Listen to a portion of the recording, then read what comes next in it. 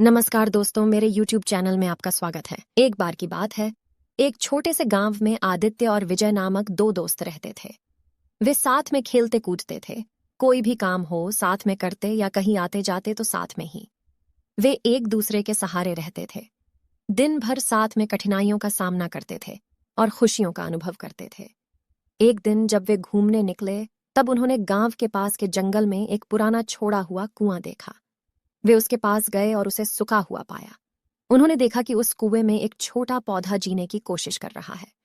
दोनों दोस्तों को पौधे के प्रति दया हुई और उन्होंने तय किया कि वे इसे अपने गांव में ले जाएंगे और इसकी देखभाल करेंगे।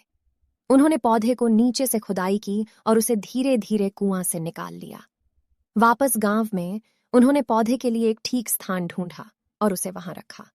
उन्होंने उसे आशा नाम दिया, क्योंकि उन्होंने सोचा कि वो आशा और सफलता का संकेत है। समय के साथ आदित्य और विजय अलग अलग दिशाओं में चले गए।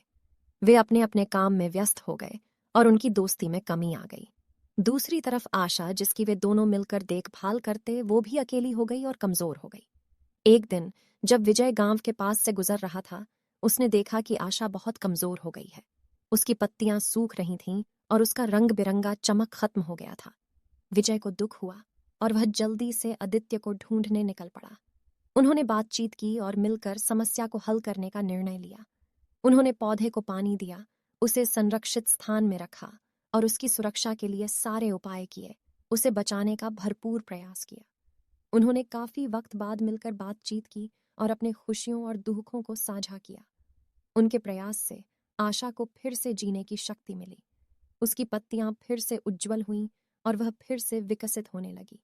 वह एक सुंदर वृक्ष बन गई और उसकी छाया और फूल लोगों को सुख और आनंद देते थे।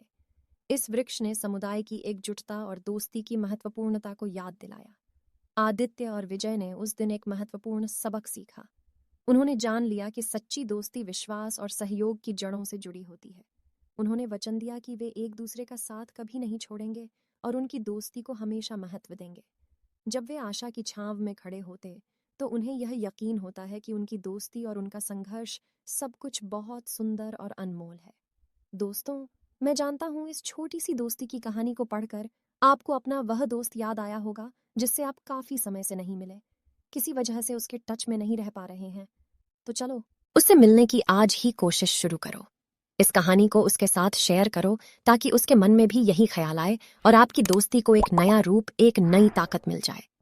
अगर आपको कहानी पसंद आई है तो वीडियो को लाइक करके चैनल को सब्सक्राइब कर देना।